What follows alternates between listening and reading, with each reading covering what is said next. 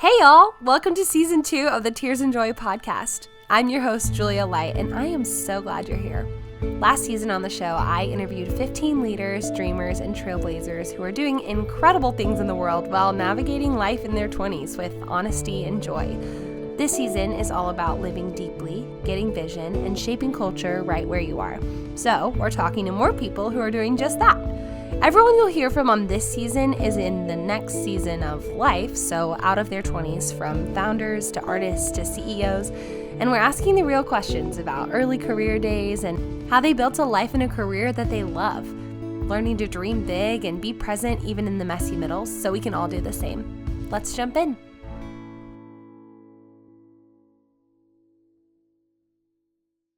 Hey y'all, welcome back to the podcast. I'm so excited today to have Daniel Olson on the show. Hey Daniel.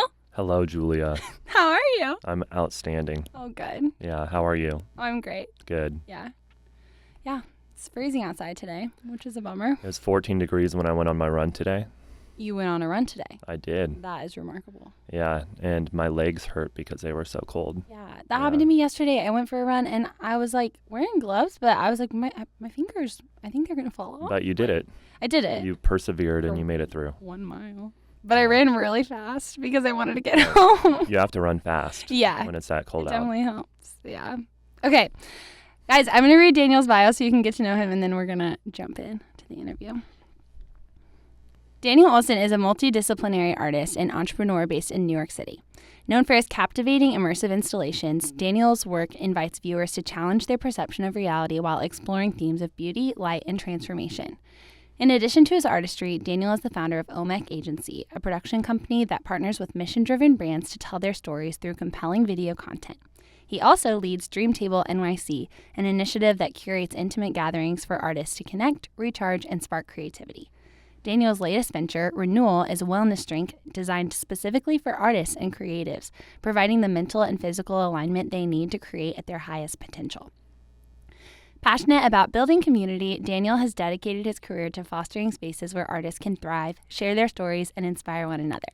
Whether through large-scale installations or cozy dinner parties, his mission is to elevate creativity and connection in every corner of his work. Wow! That's awesome! Yeah. I sent that to you maybe a week ago, and there's already things that need updating because things change so often. Oh my gosh. Wait, that's fun. Well, we can talk about it now. Daniel, tell us about Dreamtable NYC. So we just read this awesome bio of all these cool things that you do. And the thing we want to talk about most today is Dreamtable and Renūl and all these things that you're doing with building community for artists. Can you tell us what that is? What are you doing? Yes. So Renūl comes from my heart for artists in New York City. And I've noticed that so many artists live in New York their whole life or come here with a dream in their heart. Mm-hmm. And it's such a difficult place to live. Yeah. And I've experienced myself as an artist being blocked and stripped of all of my energy to the point where I don't have the bandwidth or capacity to create the dream that I came here to create. Mm-hmm. And my mission is to create physical spaces and physical products for renewal, breakthrough, inspiration, and connection for artists so that they can go back out into New York activated and equipped to bring their dream into the world. Amazing. And how do you do that? I do that through 3 different ways currently. Dinner parties twice a month in my apartment, and The Artist's Way, which is a 12-week, pretty intense creative workshop that ends in a retreat in upstate New York. And those are weekly gatherings for 3 months. And then the third is a wellness drink, which is a wellness shot that is taken, it's intended to be taken every day in just a shot. I've been doing it for 10 years. It's apple cider vinegar based. And the idea there is just to fortify the body and really bring front of mind every day how important our physical wellness is. And that's really the bedrock that we create from. Yeah. And I think that oftentimes, especially artists, overlook how important taking care of ourselves physically is. sleeping, eating well, exercise, Yeah. and diet. It's if we're not taking care of ourselves, drinking enough water, we won't be able to do what we came here to do. So Yeah. That's so good. yeah, physically, spiritually, and also just like communally. Yeah. That's Yeah. really good. And how did you come to that? Like, obviously you shared about, a lot of artists don't prioritize taking care of their physical health as much as they should or we should. But what about creating community for artists and wanting to create spaces of like, refreshment and breakthrough? Like, where did you in your life see that need or that pain point and think like, oh, it's time? Or how did you start doing it? Well, I've been gathering people for a really long time, almost 10 years, and it has looked different over the years. And when I came to New York, I really started to hone in specifically on artists. And I think the major inflection point for me in New York was the first time that I did the artist's way for myself, and it changed my life. And was that here in New York? Yes. Because you've been in New York how many years? 3, 4? Yeah, I've been here like on and off for 5, full-time for 3. Okay. Yeah. And the first time that I did the artist's way, it really changed my life in a profound way, and wanted to continue to go through the process myself while inviting other people into the breakthrough that I had experienced. Yeah. Okay, that's awesome. And The Artist's Way is a book by Julia Cameron, which is amazing. And I've gone through it too, and we're going to talk about that more in a little bit. But another question about that, how do you care for a community of so many people? Because you've been doing these dinner parties for like over a year now, and you have so many people that you've like met, that and you've always been kind of a community builder. It sounds like you love throwing parties. So like, how do you do that? How do you steward that kind of like gifting that you have to care for a lot of people? Well, first is intimacy with Jesus, and you really have to be filled to pour out and to do anything in life. And retreating to my own quiet place with the Lord is the foundation for everything that I do. Dang. And I wouldn't be able to do anything that I do without a substantial amount of time with the Lord. And I've noticed over the years that the time required, I don't want to say it that way, but the amount of time that I spend in that place has increased significantly since moving to New York. Okay. And I think beyond that, pulling in help, you help me. Yeah, I do. And other people have helped me so much over the years. So many different people have helped me over the years. So that's been a big part of it as well. I'm not doing it alone. And yeah, I think those are the two main things is, really maintaining healthy boundaries in my life, saying no often so that I can say yes to the things that I feel like I'm supposed to say yes to and believe that I'm supposed to say yes to. Yeah. And yeah. That's so good. Yeah. I love it. Okay. Before we dive deeper into all this like Artist's Way, Dream Table stuff, can you give us like a 5-minute Daniel origin story? Like, can you tell us about like, did you study art things in college? Or like, what did you think when you were like 22 stepping into adult life? What did you picture your life to look like? And then how did you get to where you are? I'm from Idaho, grew up in Idaho. I went to school in the Seattle area, studied finance, and always had kind of two sides to myself, the performer, actor that grew up in the theater, and I've always loved money and have always been very good at math and finance. Yeah. And it always came very naturally. I thought money would make me happy. So I left school and went immediately into corporate finance, and it made me really sad. It was like I was actually in a life-threatening place because it was so, wow. I was so far away from where I was supposed to be. Wow. And I left finance, took some time to just do some soul searching. I actually served tables for a few months while I was asking myself some pretty big questions. Yeah. And that provided really important perspective, just to ground myself, and started taking photos because I've always loved taking photos. And that snowballed into a photo and video agency, and have been doing that for 8 to 10 years now. And the gathering of artists, building community, throwing parties, all started in 2019 after my first trip to Uganda. I had the first encounter I really ever had with the Lord was in Uganda, and I felt this really dramatic shift in me. Oh, wow. Which okay. led to throwing parties.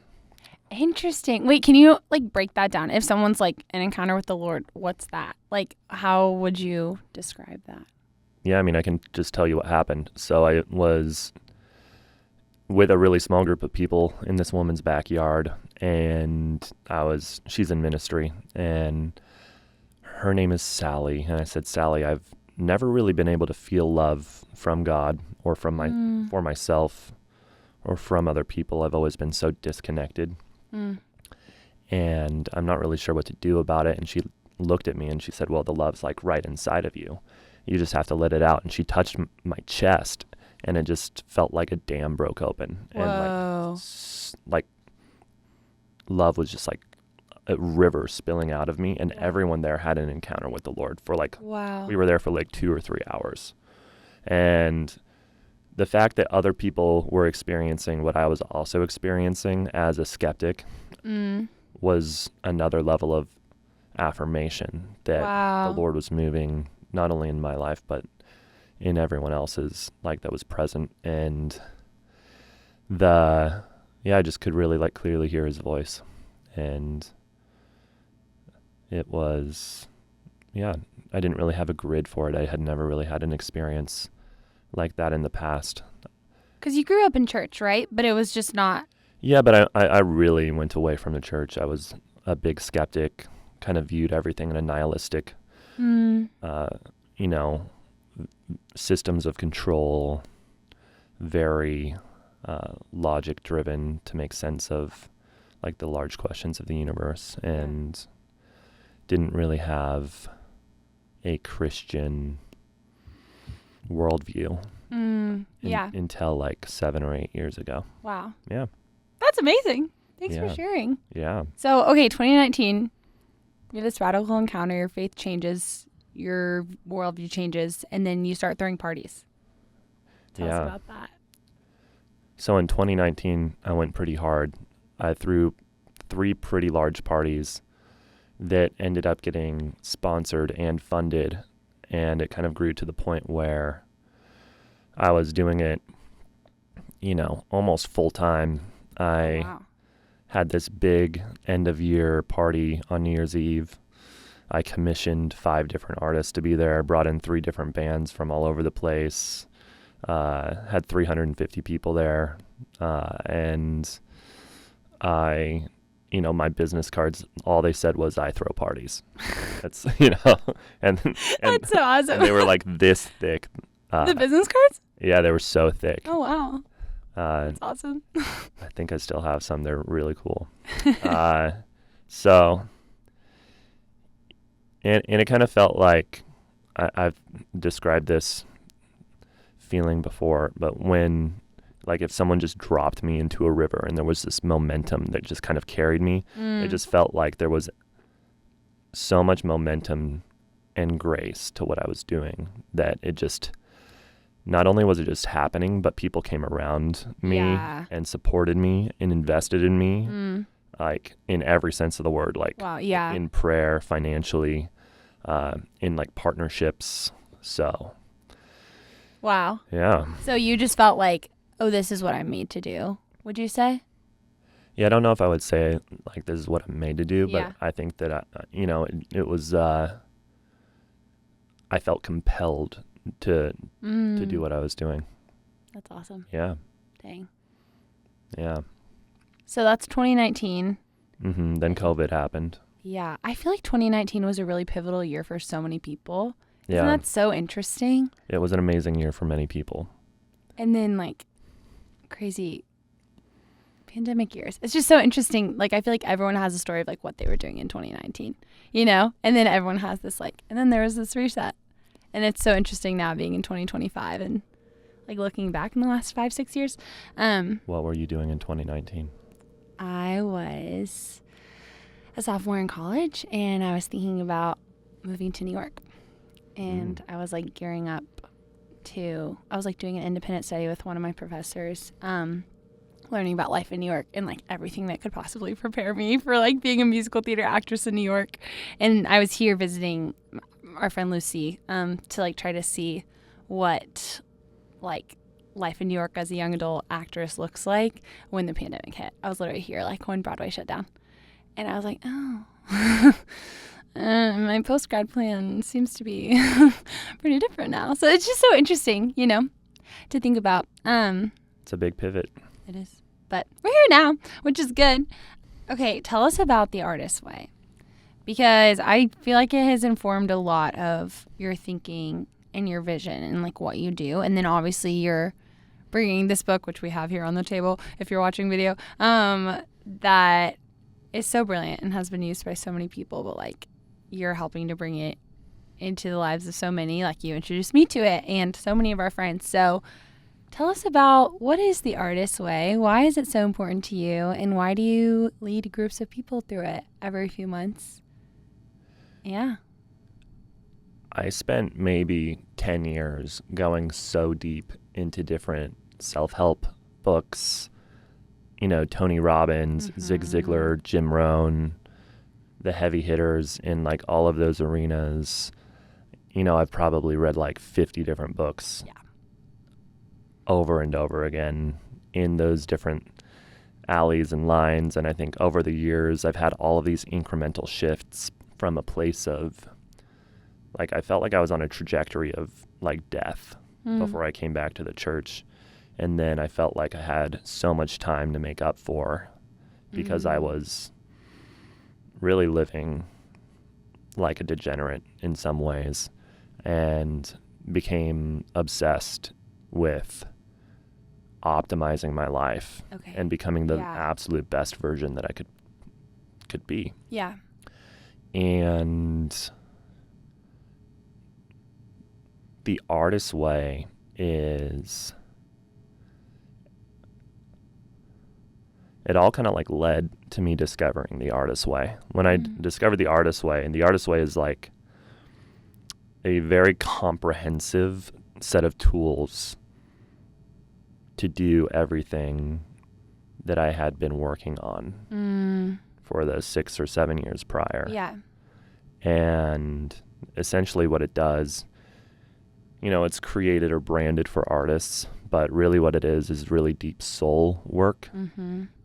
Inner child healing brings you, you know, through some of the most traumatic things that may have happened to you and into freedom.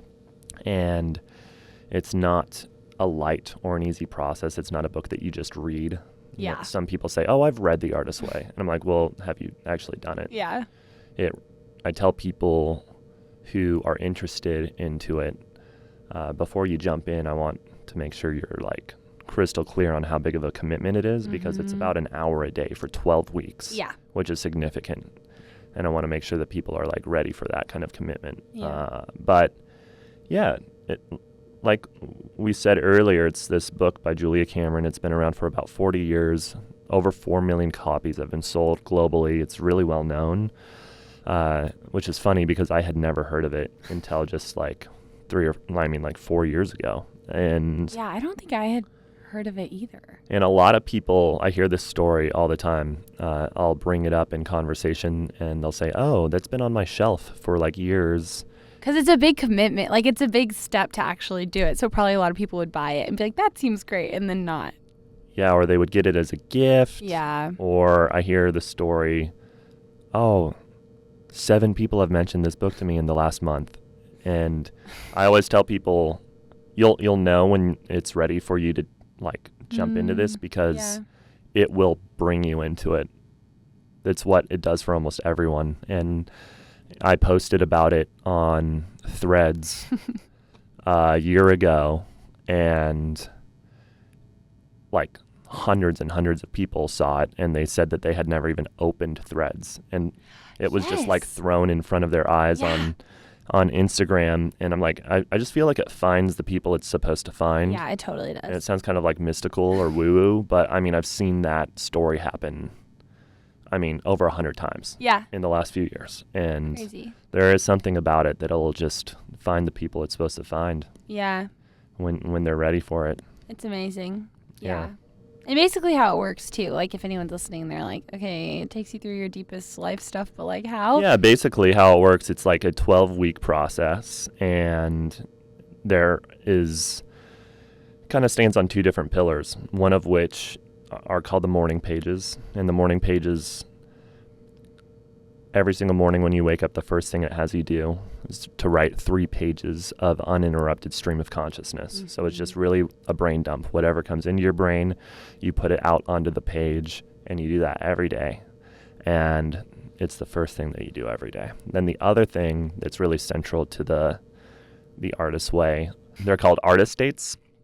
And an artist date is essentially just like blocking off a couple hours every week to take your